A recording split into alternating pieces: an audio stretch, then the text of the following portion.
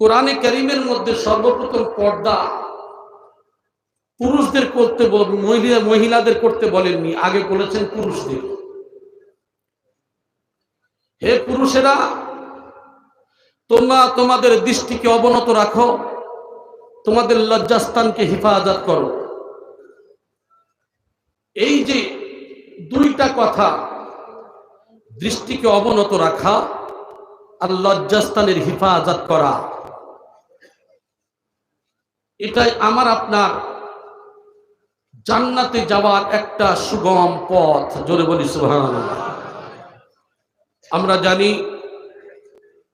2-10 জন মহিলা যদি আসে, 2-4 জন মহিলা যদি আসে, 2-1 জন মহিলা যদি আসে, পুরুষেরা এক জায়গায় দাঁড়িয়ে থাকলে তারা বিভিন্ন কথা বলাবলি করতে থাকে, বা অনেকে টিক্স মেরে অনেক কথা বলেন,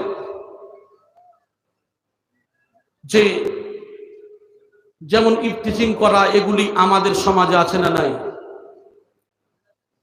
আমার ভাই জানেরা, আল্লাহ পাক রব্বুল আলামিন সর্বপ্রথম পুরুষদেরকে বলল, ও পুরুষেরা, তোমাদের দৃষ্টিকে অবনত করো, তোমাদের লজ্জাস্থানকে হেফাজত করো।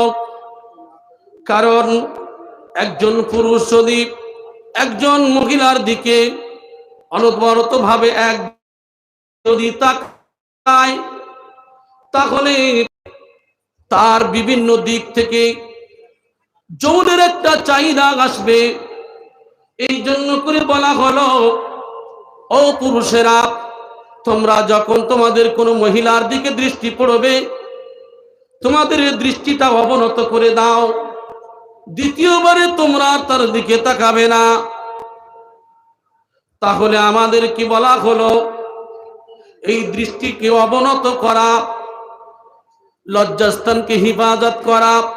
তার পরক্ষণে পরের আয়াতে নারীদেরকেও একইভাবে বলা হলো যে তোমরাও কি করবে? তোমাদের দৃষ্টিকে অবনত করবে, লজ্জাস্থানকে হেফাজত করবে। আমার ভাইজানেরা, এই কোরআনে কারীম এক একটা কোরআনের আয়াতের ক্ষমতা এত। খলিফায়ে মুসলিমিন হযরত ওমর ফারুক রাদিয়াল্লাহু তাআলা আনহুর জামানার এক ইতিহাস। খলিফায়ে মুসলিমিন উমরের জামানাতে কোন একটা যুদ্ধের সময় যুদ্ধের ময়দানে যাবে, আবু জেহেল, আবু লাহাব তার দলবলকে বলল, ও মক্কার মহিলারা, তোমরা পুরুষেরা যখন মুসলিমদের পুরুষেরা যুদ্ধের ময়দানে যাবে, ওই রাস্তার মধ্যে তোমরা উলঙ্গ হয়ে তোমাদের কাপড়কে ছেড়ে দিয়ে উলঙ্গ হয়ে ওই রাস্তার মধ্যে তোমরা নাচানাচি করবে, তোমরা প্রদর্শন করবে। তোমাদের নাচানাচিতে, তোমাদের উলঙ্গ অবস্থায় নাচানাচি করলে ওই মুসলিম পুরুষেরা তারা যুদ্ধের ময়দানে যাবে, সত্যের জন্য লড়াই করতে যাবে, তারা তোমাদের দিকে যেন দেখে আকৃষ্ট হয়ে যুদ্ধের ময়দানে যেত না যেতে পারে। কিছু সংখ্যক মানুষ, আল্লাহর নবীর কতিপয় সাহাবী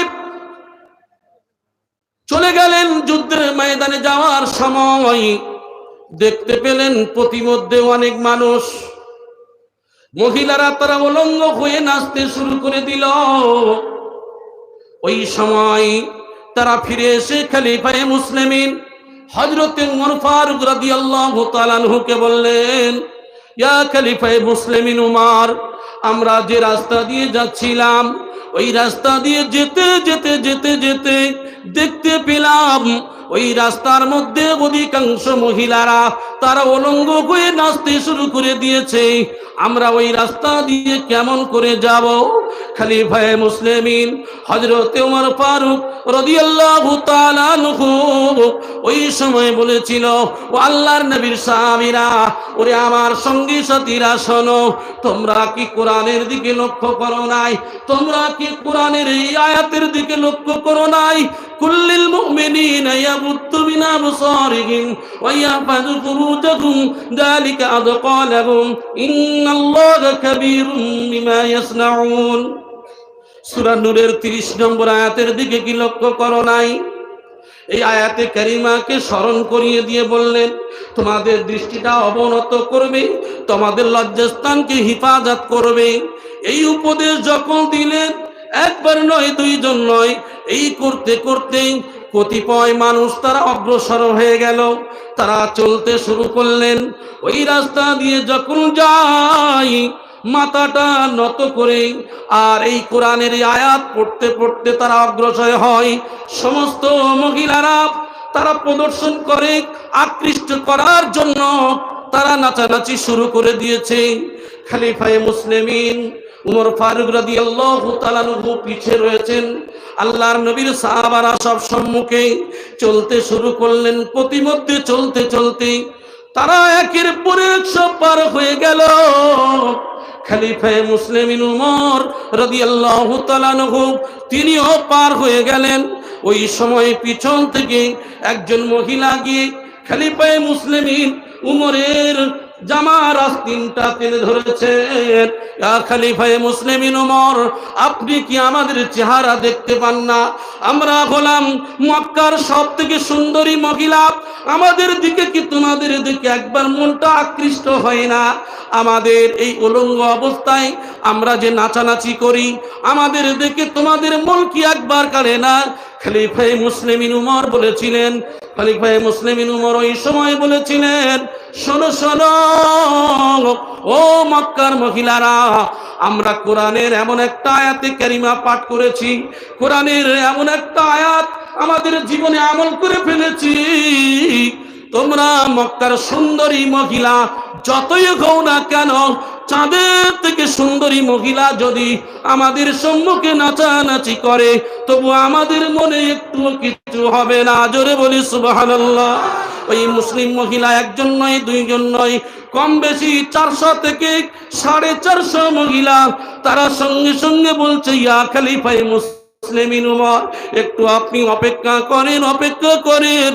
সঙ্গে সঙ্গে তিনি কি করলেন, তারা সবাই পোশাক পরিচ্ছদ গুলো পরে নিয়ে তারা গিয়ে কি করলেন, খলিফায়ে মুসলিমিন উমরকে বলছেন, ইয়া খলিফায়ে মুসলিমিন উমর, আপনার কোরআনের একটা আয়াতের ক্ষমতা যদি এত হয়, কোরআনের একটা আয়াতের ক্ষমতা যদি এত হয়, তাহলে কোরআনের এতগুলি আয়াতের কত ক্ষমতা যে আমরা এত সুন্দরী সুন্দরী মহিলা, আমাদের দিকে তোমাদের মন আকৃষ্ট করে না? তোমাদের কোরআনের মধ্যে কি এমন আয়াতের ক্ষমতা রয়েছে যে তোমাদের এত মহাব্বত তার মধ্যে ঢুকে আছে?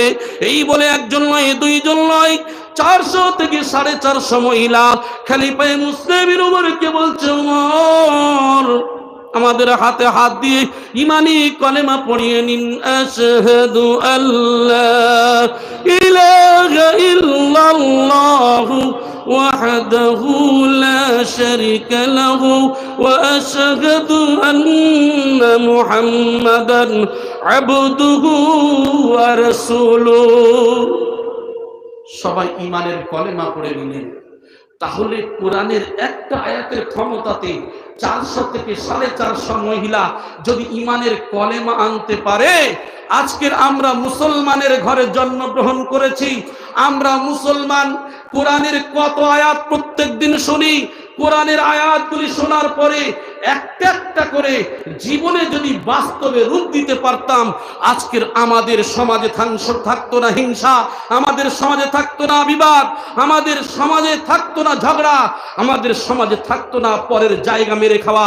আমাদের সমাজে যত রকম নোংরামি রয়েছে, এই নোংরা তো মুসলমানের কাজ নয়।